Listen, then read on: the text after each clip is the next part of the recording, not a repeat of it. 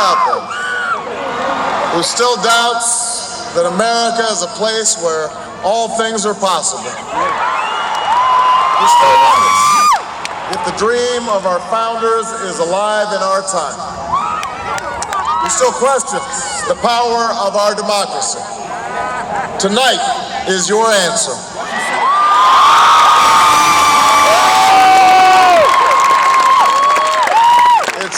The answer told by lines that stretched around schools and churches in numbers this nation has never seen, by people who waited 3 hours, 4 hours, many for the first time in their lives, because they believed that this time must be different, that their voices could be that difference. It's the answer spoken by young and old, rich and poor, Democrat and Republican, black, white, Hispanic, Asian, Native American, gay, straight, disabled, and non-disabled, Americans who sent a message to the world that we have never been just a collection of individuals or a collection of red states and blue states. We are and always will be the United States of America.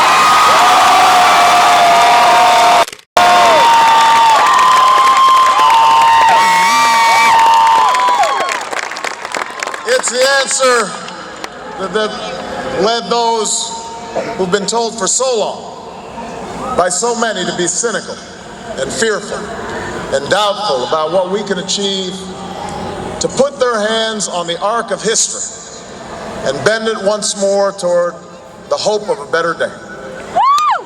It's been a long time coming, but tonight, because of what we did on this day, in this election, at this defining moment, change has come to America.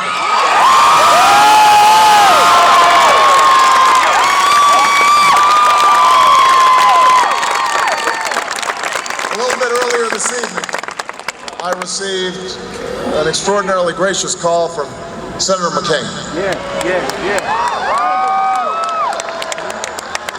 Senator McCain fought long and hard in this campaign, and he's fought even longer and harder for the country that he loves. He has endured sacrifices for America that most of us cannot begin to imagine. We are better off for the service rendered by this brave and selfless leader. I congratulate him. I congratulate Governor Palin for all that they've achieved. And I look forward to working with them to renew this nation's promise in the months ahead.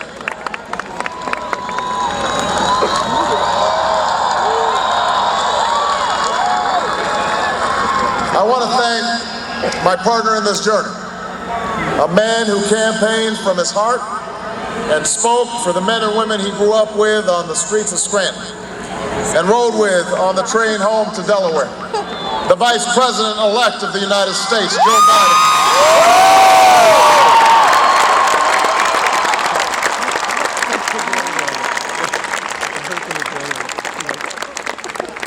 And I would not be standing here tonight without the unyielding support of my best friend for the last 16 years, the rock of our family, the love of my life, the nation's next First Lady.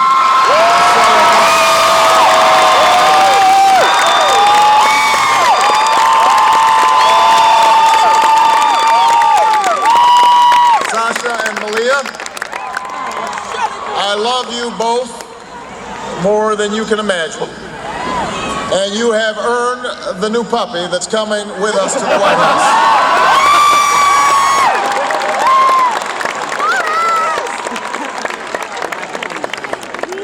And while she's no longer with us, I know my grandmother's watching, along with the family that made me who I am. I miss them tonight. I know that my debt to them is beyond measure. To my sister Maya, my sister Alma, all my other brothers and sisters, thank you so much for all the support that you've given me. I'm grateful to them.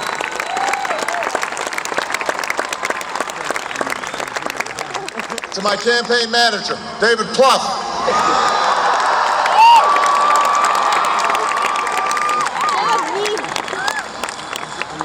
The unsung hero of this campaign, who built the best political campaign, I think, in the history of the United States of America. To my chief strategist, David Axelrod, who's been a partner with me every step of the way. To the best campaign team ever assembled in the history of politics, you made this happen, and I am forever grateful for what you've sacrificed to get it done. But above all, I will never forget who this victory truly belongs to. It belongs to you. It belongs to you. I was never the likeliest candidate for this office. We didn't start with much money or many endorsements. Our campaign was not hatched in the halls of Washington. It began in the backyards of Des Moines, in the living rooms of Concord, and the front porches of Charleston. It was built by working men and women who dug into what little savings they had to give $5 and $10 and $20 to the cause. It grew strength from the young people who rejected the myth of their generation's apathy. Jobs that offered little pay and less sleep. It drew strength from the not-so-young people who braved the bitter cold and scorching heat to knock on doors of perfect strangers, and from the millions of Americans who volunteered and organized and proved that more than 2 centuries later, a government of the people, by the people, and for the people has not perished. This is your victory.